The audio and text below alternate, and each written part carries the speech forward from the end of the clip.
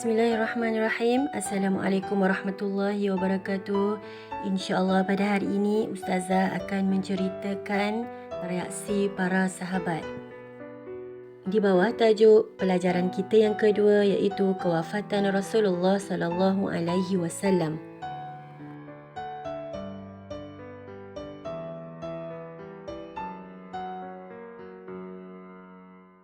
Berita kewafatan Rasulullah sallallahu alaihi wasallam mula tersebar. Pedihnya hati umat Islam bagai disiat-siat saat mendengar kabar tentang kewafatan insan kesayangan mereka. Bagaikan mimpi, berita tersebut amat sukar untuk diterima oleh mereka, termasuklah Saidina Umar bin Khattab. Saidina Umar hilang pertimbangan lalu terus bangun dan berkata, ada beberapa orang lelaki munafik mendakwa bahawa Rasulullah telah wafat. Sesungguhnya Rasulullah sallallahu alaihi wasallam tidak wafat, tetapi baginda hanya pergi menemui Tuhannya seperti Musa bin Imran yang menghilangkan diri daripada kaumnya selama 40 hari. Kemudian dia kembali kepada kaumnya setelah orang mengatakan dia sudah mati. Demi Allah, Rasulullah akan kembali. Kemudian dia berkata, sesiapa yang mendakwa Rasulullah telah wafat akan dipotong tangan dan kakinya. Sebaik sahaja Saidina Abu Bakar mendapat tahu tentang kewafatan Rasulullah, beliau terus menuju ke rumah Sayyidatina Aisyah dan menyingkap kain yang menutupi wajah baginda. Saidina Abu Bakar memeluk dan mengucuk pipi Rasulullah sallallahu alaihi wasallam. Kemudian Saidina Abu Bakar keluar menemui orang ramai. Beliau menenangkan sahabatnya Saidina Umar dan menyuruh Saidina Umar duduk. Saidina Abu Bakar bersuara kepada semua umat Islam yang hadir pada ketika itu.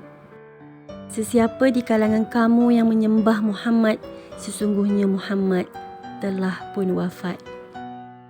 Tetapi sesiapa di kalangan kamu yang menyembah Allah, sesungguhnya Allah hidup dan tidak mati. Lalu beliau membacakan ayat Al-Quran yang berikut.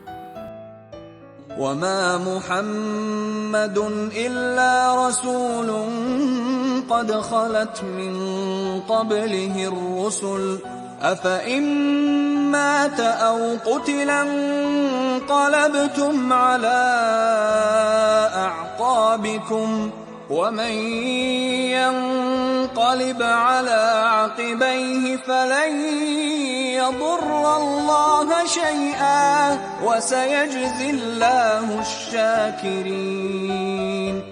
Maksudnya, dan Muhammad itu tidak lain hanyalah seorang Rasul yang sudah pun didahului oleh beberapa orang Rasul, yakni yang telah mati atau terbunuh.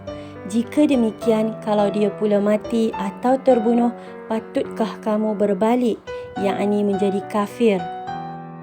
Dan ingatlah, sesiapa yang berbalik yakni menjadi kafir, maka dia tidak akan mendatangkan kemudaratan kepada Allah sedikit pun. Dan sebaliknya, Allah akan memberi balasan pahala kepada orang-orang yang bersyukur. Surah Al-Imran ayat 114. Setelah Saidina Abu Bakar selesai membaca ayat Al-Quran tersebut, Saidina Umar pun berkata, demi Allah, sebaik sahaja aku mendengar Abu Bakar membaca ayat itu, aku menjadi lemah sehingga tidak berdaya untuk berdiri. Maka yakinlah aku bahawa Rasulullah sallallahu alaihi wasallam telah pun wafat. Jenazah Rasulullah sallallahu alaihi wasallam dimandikan oleh Sayyidina Ali bin Abi Talib, Al-Abbas serta dua orang anak Al-Abbas iaitu Qatham dan Al-Fadli. Baginda dimaqamkan di dalam rumah Sayyidatina Aisyah tempat baginda wafat.